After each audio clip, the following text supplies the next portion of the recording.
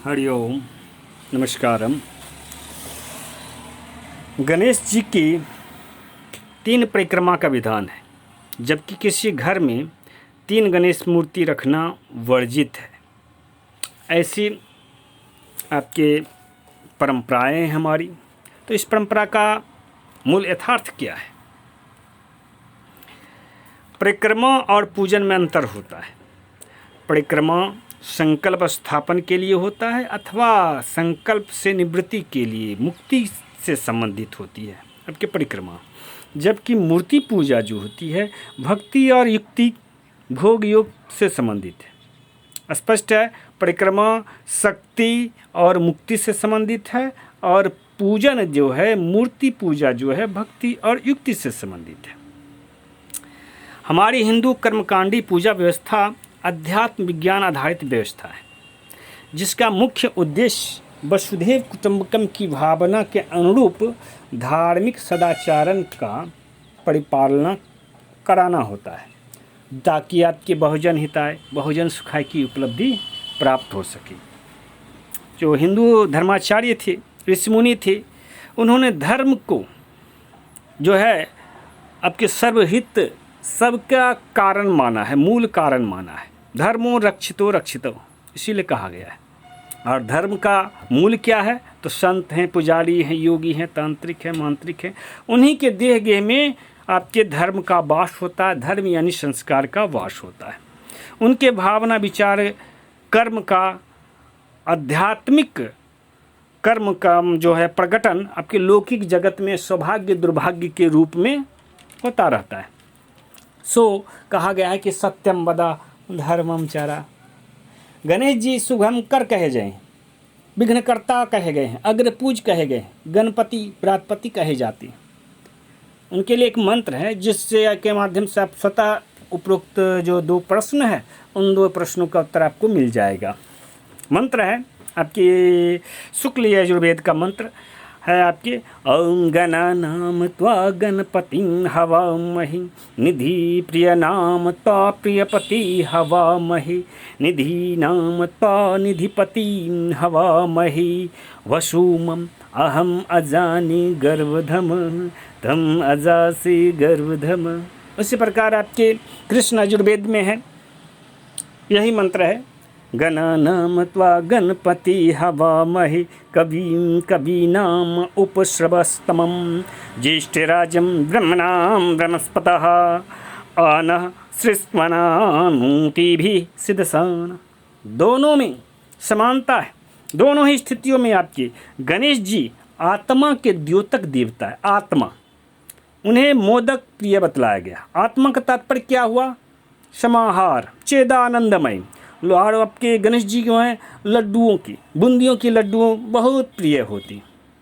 तो इसी प्रकार आपके आत्मा जो है चेतनाओं के मिल से बना हुआ होता है। उनमें 4 प्रकार की चेतनाएं होती हैं। ये जानना आपको जरूरी है, इसीलिए मैं बता रहा हूँ। मनोमय, वाकमय, प्राणमय, अग्निमय चेतनाएं होती हैं। ये चेतनाओं की श्रेणियाँ होती हैं, जिसे आप मन, बुद्धि, अहंकार और गुणमय चेतनाएं कहती हैं। इसीलिए कहते हैं संगात संजायते कामः, संगति से गुण होते, संगति से गुण जाते। चित्त का विनिमय होता है तो भाग्य बदलता है। और गणेश जी क्या है? भाग्य बनाने बिगाड़ने वाले देवता, इसीलिए उनको शुभंकर कहा गया है। तो आत्मा के जो 4 चरण हैं वह आपके जानते हो, आप वैश्वानरा अवस्था, तेजस अवस्था, प्राग अवस्था, तुरीय अवस्था। तो आप ये जो मंत्र पढ़ रहे हो, गणानाम, गणपति, निधिपति, कविपति, ब्रह्मस्पति या प्रियपति, तो इन्हीं स्तरों में प्रत्येक स्तर में एक न एक जो होते हैं आपके गणेश होते हैं। गणेश एक पद है, प्रतिष्ठा है। कोई भी देवता हो सकते हैं गणेश, है ना। देवताओं के गणेश कौन है? देवताओं के गणेश इंद्र है ना।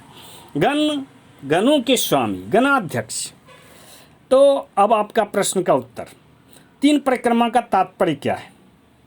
तो सीधी सी बात है, जब आप धर्म मार्ग पर आचरण करते हुए गणपति गणेश की पूजा अर्चन करते हो तो आप की अपेक्षा रहती है कि हमारा भाग्य परिवर्तित हो, हमारा जो अशुभ है ना, अशुभ हमारे दुर्भाग्य जो है वो सौभाग्य में बदल जाए।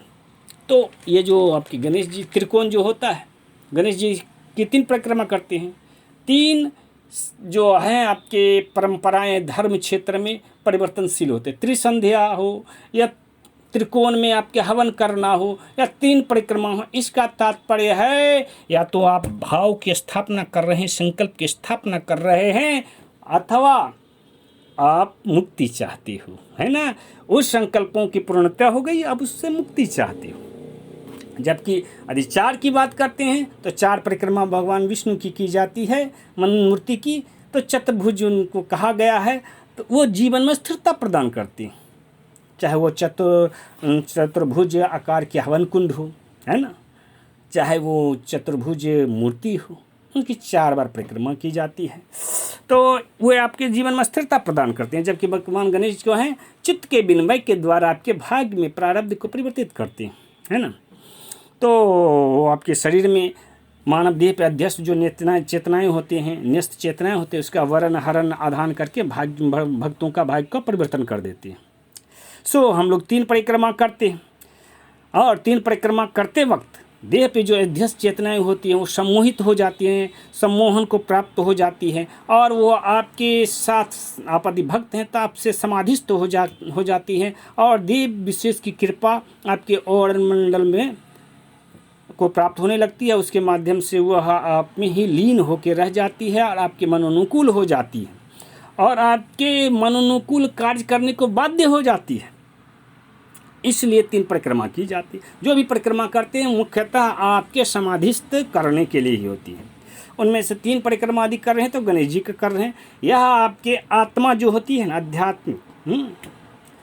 आध्यात्मिक आत्मा के होते हैं 4 प्रकार की वाणी, मतलब कहे कि जिस तरह मनुष्य वाणी से दृष्टि से सोचता है, उसी तरह आपके दृष्टिजन, श्रुतिजन, स्मृतिजन और आपके अनुभूतिजन, ये 4 कैटेगरी के होते हैं चेतनाएं, अवयव आत्मा की, है ना। तो इसके माध्यम से जब हम 3 बार परिक्रमा कर रहे होते हैं तो अदृश्य जगत में जो प्रतिष्ठित हैं कारण पुरुष, अमर आत्मा, ऋषि मुनि या देवतागण, वो समझ जाते हैं कि ये भक्त गणेश जी को संकल्प लेकर के पूजन कर पा रहा है। उनको तो पता नहीं कि आप किस देवता किस देव की पूजा करते हैं। तो नीति नियम बनाया गया, उस नीति नियम का आप पालन कर रहे हो, 3 परिक्रमा लाभ प्राप्त कर रहे हो तो आपका दरवाज़ा खोल देते गणेश जी का लोक का, और उनके साथ आपको भक्त का क्या हो जाता है, सायुज्य लाभ प्राप्त हो जाता है। और सायुज्य समाधि को प्राप्त होते ही आपका क्या हो जाता है, देवताओं का कृपा प्राप्त होने लगती है। वैसे ही देवतागण जिनको पंचायतन पूजन व्यवस्था में स्थान प्राप्त नहीं हुआ, उनकी भी 3 बार परिक्रमा करने का विधान है। तो इस प्रकार से आपके जब आप 3 परिक्रमा कर रहे होते हैं तो सर्वप्रथम आपके गणेश जी का कृपा का, भक्ति का दरवाज़ा खुलता है। तत्पश्चात अन्य देवी देवताओं के दरवाज़ा खुल जाते हैं, और भी नीति नियम है आपके देव अर्चना के, तो उस अनुरूप आपके परमात्मा दृश्य जगत के देवता आप पे कृपा करते हैं। अब पहले जान लीजिए, एक मंत्र है परिक्रमा का, एकः चंडिया रवे सप्तः तिस्रा कार्या विनायकी हरेश चतस्रा कर्तव्या शिवस्य अर्ध प्रदक्षिणा। कहा गया है कि आपके देवता को, यदि आपके इष्ट देवते हैं देवी तो उनकी 1 परिक्रमा करो, यदि सूर्य देवता हैं तो उन स्वर परिवार के सदस्यों का आपके 7 बार, 3 बार आपके गणेश जी का, और आपके विष्णु भगवान के जितने अवतार हैं उनके 4 बार परिक्रमा करें मूर्ति का, और भगवान शिव के जो हैं परिक्रमा अर्धाली करनी चाहिए। तो ऐसा है आपके परिक्रमा के विधान। इससे आपको क्या प्राप्त होगा, आप परिक्रमा कीजिएगा तो आपके ऊपर से जो अध्यस्त चेतनाएं हैं, निस्त चेतना है, वह आपकी सम्मोहित होंगी और आपके ही औरा मंडल में लीन हो जाएगा। आपके मनोनुकूल कार्य करने के लिए वो बाध्य होंगी सम्मोहित होने के कारण, क्योंकि आप लोग स्वस्तिक क्षेत्र में, है ना, आपके दक्षिणावर्त भ्रमण करते हैं। यदि आप वामावर्त परिक्रमा कीजिएगा तो उससे मुक्ति प्राप्ति होती है ना। संकल्प टूटता है, पलायन होते हैं, मुक्ति की प्राप्ति होती है। और जब हम दक्षिणावर्त परिक्रमा करते हैं, इससे क्या होता है, संकल्प लीन होती है हमारे शरीर में। भविष्य में फिर दूसरे वीडियो में आपको इसकी विवेचना विस्तार से करेंगे। अब दूसरा प्रश्न, तो फिर आपका प्रश्न है कि गणेश जी की 3 मूर्तियों को घर में रखने का वर्जित है और 3 से कम अथवा 2 या 1 मूर्ति का ही विधान है, तो इसका क्या कारण है? तो भाई व्यवहारिक कारण आपके हम लोग जान लें सबसे पहले कि उपरोक्त पंचायतन व्यवस्था के अनुसार इष्ट देवता की जो पूजा करने की परंपरा है, सर्वप्रथम आपकी गणेश गौरी की पूजा हम लोग करते हैं। तत्पश्चात आपके पंचायतन व्यवस्था के अनुरूप पूजा में पांचों देवता की पूजा की जाती है। इस प्रकार से प्रत्येक पंचायतन पूजा व्यवस्था में 2 बार कम से कम गणेश जी की पूजा हो ही जाती है।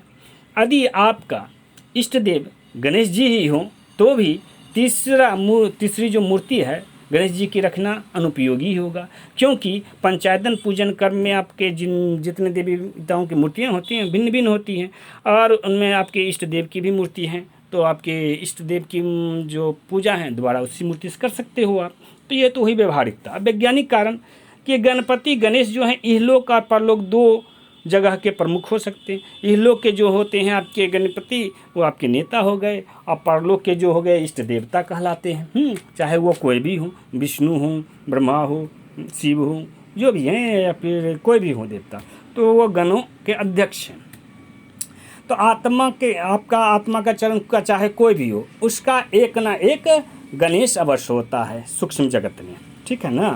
तो गणेश जी एक पद हैं, जैसे शिव के गणाध्यक्षों में आपके बनिभद्र कहलाते हैं, नंदी कहलाते हैं, वीरभद्र कहलाते हैं, सभी हैं। उसी तरह माँ जगदम्बा की जो प्रतिष्ठा को जिन्होंने वृद्धि किया था नारी जगत की, तो उसके गणाध्यक्ष के रूप में गणेश जी की पूजा हम लोग करते हैं। सर्वप्रथम अग्रपूज्य कहलाते हैं वे। तो आपकी वर्तमान स्थिति में पूजा करने का काल जो के समय आपके जो गणेश जी होते हैं वो आकाश के ऊर्ध्व 3 चरण में प्रतिष्ठित होते हैं, जिससे आपके सालोक्य समाधि प्रदान करते हैं। गणेश जी का यही काम है, सालोक्य समाधि प्रदान करना। तो यह उनके सूर्य का चमत्कार है।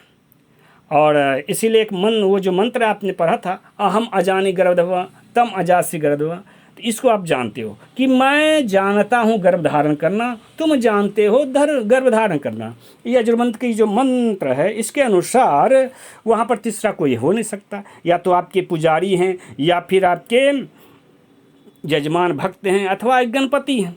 दोनों ही अवस्था में मतलब एक तरह से कहिए कि इन तीनों के मेल से एक त्रिकोण का निर्माण होता है, ताकि भाग्य परिवर्तन हो सके।